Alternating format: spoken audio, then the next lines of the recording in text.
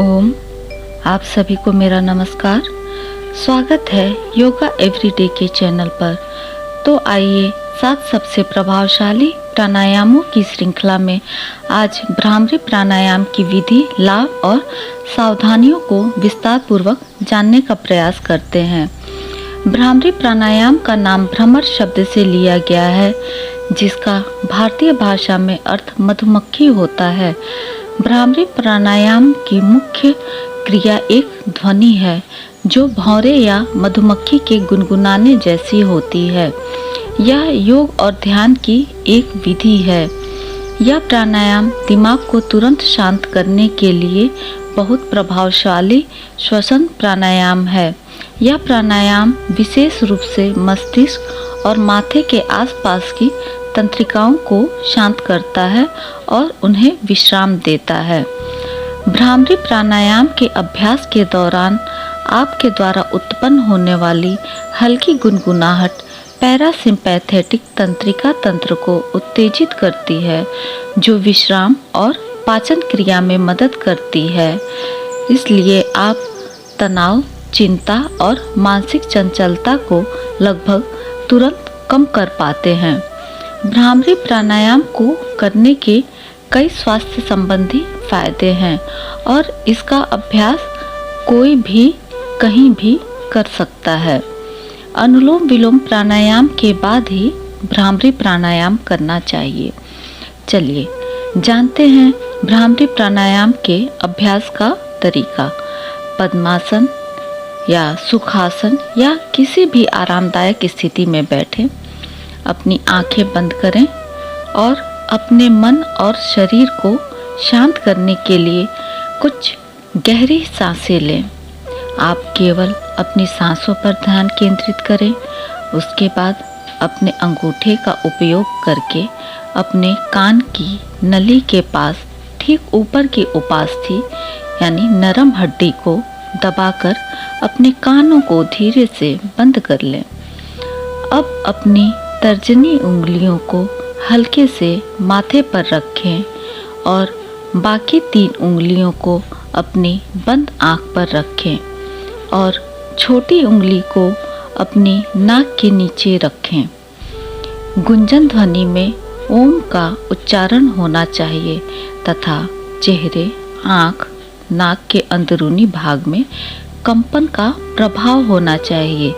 इसलिए अब अपनी नाक से गहरी सांस लें। अपने फेफड़ों को पेट तक पूरी तरह से भर लें। धीरे धीरे सांस छोड़ते हुए महसूस करें और ध्यान दें कि अ छोटा स्वर लेकर नाभि से ओ, थोड़ा बड़ा स्वर लेकर हृदय से उ और म एक साथ कंठ और तालुका से अपने होठों को धीरे से बंद रखते हुए भौरे की गुंजन जैसी भिनभिनाहट की आवाज निकालिए। ध्यान दीजिए इस तरह।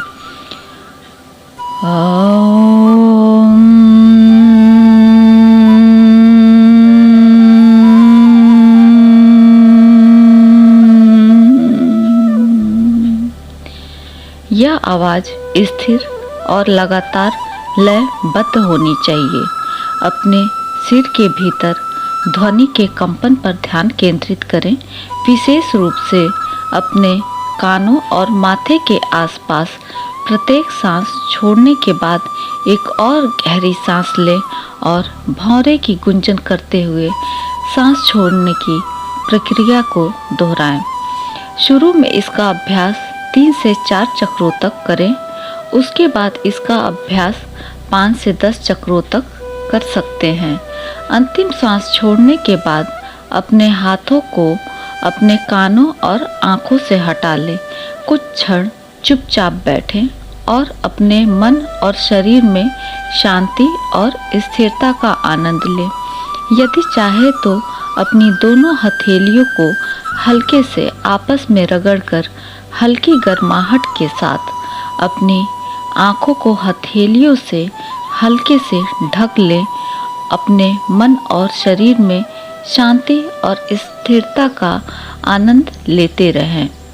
इससे आपका मन शांत रहता है, चिंता और क्रोध की समस्या कम होती है। जो लोग अक्सर तनाव में रहते हैं उन्हें भ्रामरी प्राणायाम जरूर करना चाहिए। नींद, ब्लड प्रेशर, तनाव को कम करने के लिए यह प्राणायाम बेहद कारगर है। आइए अब भ्रामरी प्राणायाम करने के और अन्य फायदे जान लेते हैं। भ्रामरी प्राणायाम चिड़चिड़ेपन, क्रोध, अवसाद, चिंता, तनाव को कम करता है और मस्तिष्क को शांत बनाए रखता है। इस प्राणायाम को नियमित करने से शरीर का रक्तचाप कम होता है और हाई ब्लड प्रेशर से राहत मिलती है। नींद की समस्या में सुधार होता है और रात में बेहतर नींद आती है और तनाव भी कम होने लगता है। अल्जाइमर के लिए सबसे अच्छा उपचार है। गंभीर सर दर्द, माइग्रेन और उससे होने वाले दर्द में आराम मिलता है। याददाश्त और स्मरण शक्ति बढ़ाने में मदद करता है। सुनने की शक्ति बढ़ाती है। आत्मविश्वास सुदृढ़ करता है। भ्रामरी प्राणायाम का अभ्यास करने से कानों में बजने वाली सीटी की आवाज़ से पीड़ित लोगों को भी आराम मिलता है।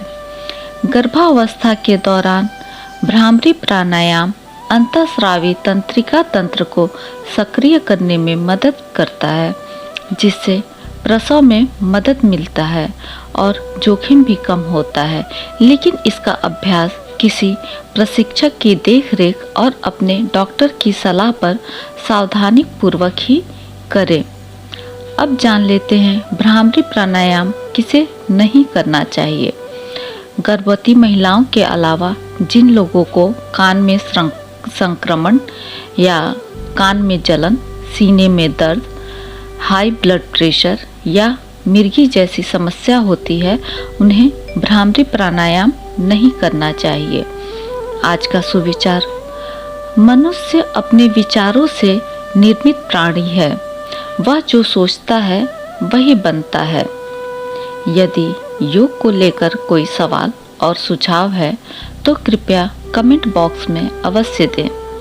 फिर मिलते हैं अगली वीडियो में 7 प्रभावशाली प्राणायामों की इस श्रृंखला की अगली कड़ी में, जो आधारित होगी उज्जाई प्राणायाम पर। तब तक खुश रहें, स्वस्थ रहें।